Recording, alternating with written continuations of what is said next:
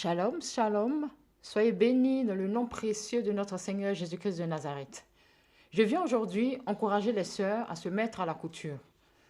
Oui, beaucoup de sœurs m'écrivent en m'expliquant qu'elles aimeraient bien apprendre à coudre, mais ne savent pas comment faire ni par où commencer.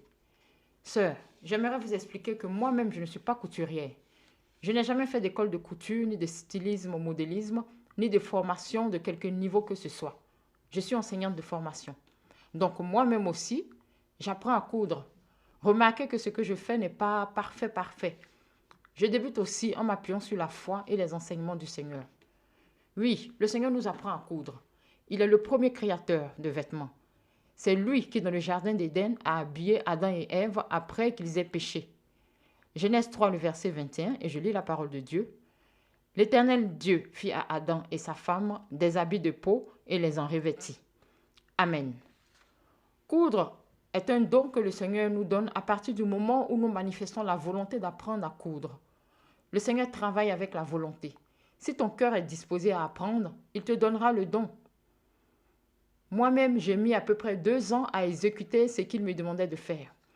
Dans les visions, le Seigneur me montrait des jupes longues, des robes longues, et je me disais comment arriver à les coudre. Mais dès que je m'y suis mise, il a commencé à m'envoyer des songes, des visions de découpe, comment découper, et même aussi des modèles. Une sœur m'a écrit en m'expliquant qu'elle aimerait apprendre à coudre.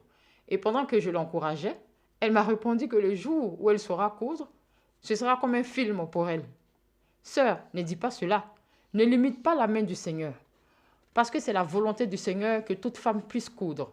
Sinon, il n'en parlerait pas dans le texte sur la femme vertueuse de Proverbe 31, à partir du verset 22 à 24. Je lis la parole de Dieu. Elle se fait des couvertures, elle a des vêtements de fin lin et de pourpre. Son mari est considéré aux portes lorsqu'il siège avec les anciens du pays. Elle fait des chemises et les vend, et elle livre des ceintures aux marchands. Amen. Sœur, en tant que fille de Dieu, notre modèle, c'est la femme vertueuse. Le Seigneur veut que nous arrivions toutes à coudre. Sœur, ayez la foi. Même si tu ne sais même pas tenir une aiguille, aie foi en Dieu. Si tu le peux, achète même une machine. Ça aussi, c'est la manifestation de la foi. Quand tu commenceras à coudre tes propres vêtements, tu voudras même aller plus loin pour tes enfants, pour ton mari, etc. Aujourd'hui, pour obéir au Seigneur concernant l'habillement, ça devient très compliqué de trouver ce qu'il faut dans les commerces.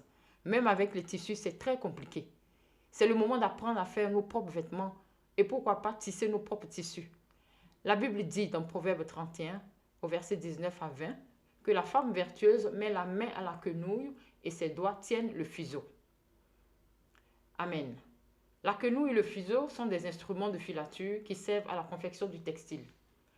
Je ne dis pas d'apprendre à faire du tissu, mais c'est juste un exemple pour expliquer que ce n'est pas impossible. De toute façon, c'était ainsi avant. Le monde moderne et l'industrialisation a beaucoup changé les choses. Alors les sœurs, ne voyez pas la couture comme quelque chose de redoutable et d'impossible. C'est le Seigneur, par le Saint-Esprit, qui nous équipe de ce don. Voilà, soyez bénis, les servantes et princesses de l'Éternel.